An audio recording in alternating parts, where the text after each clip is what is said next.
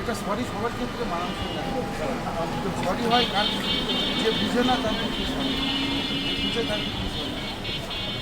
ত্রয়োদশ জাতীয় সংসদ নির্বাচনকে কেন্দ্র করে কিন্তু মোটরসাইকেলের প্রতি ৭২ ঘন্টার নিষেধাজ্ঞা আরোপ করা হয়েছে এবং এই মুহূর্তে আমরা রয়েছি রাজধানীর আজিমপুর মোড়ে এবং আজিমপুর মোড়ে যারা মোটরসাইকেল নিয়ে আসছেন এখানে কিন্তু সেনাবাহিনীর চেকপোস্ট রয়েছে এবং সেনাবাহিনীর যে সকল সদস্যরা যারা রয়েছেন তারা কিন্তু জিজ্ঞেস করছেন যে যারা মোটরসাইকেল নিয়ে আসছেন মূলত তারা কেন বের হয়েছেন এবং প্রথমে কিন্তু গাড়ির কাগজপত্র চেক করা হচ্ছে এবং আমার শোরুম হচ্ছে শনি একটায় দোকানে যাওয়া হয়েছিল আর কি, ডিস্টার্বদের বিদায় দেওয়ার জন্য, আর দোকানটা অফ করে আসলো।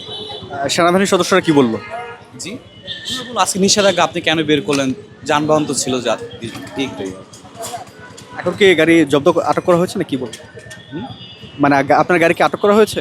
না, আটক করা হয়নি, বলছে নির্বাহী ম্যাজিস্ট্রেটের কাছ থেকে পারমিশন নিলে আপনার গাড়ি চলাচল করতে পারবেন। এটা সহযোগিতার সাপেক্ষে সব কিছু বলেছে। যেহেতু মোটরসাইকেল আসলে ৭২ ঘন্টার নিষেধাজ্ঞা আরোপ করা হয়েছে এবং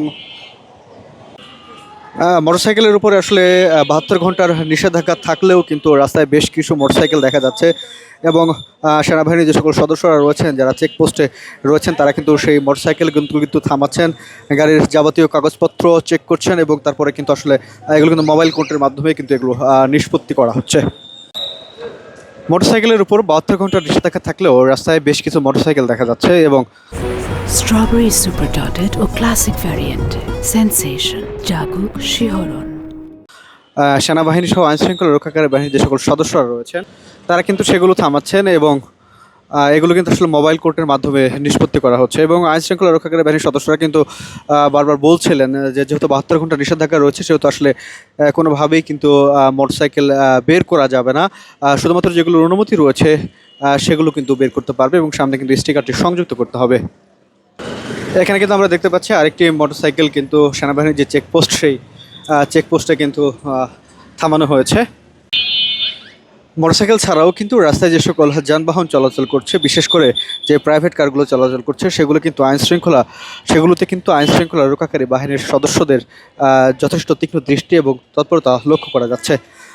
প্রায় প্রতিটি গাড়িতেই কিন্তু সেনাবাহিনীর যে সকল সদস্যরা রয়েছেন তারা কিন্তু চেকপোস্টে কিন্তু থামাচ্ছেন এবং থামিয়ে কিন্তু এগুলোর ভিতরে কিন্তু আসলে চেক করছেন, যেহেতু আসলে রাত পার হলেই ত্রয়োদশ জাতীয় যে সংসদ নির্বাচন, এই সংসদ নির্বাচনে কোনো ধরনের কোনো অপ্রীতিকর কোনো ঘটনা যাতে না ঘটে সেই চেষ্টাই কিন্তু করে যাচ্ছেন আইনশৃঙ্খলা রক্ষাকারী বাহিনীর সদস্যরা।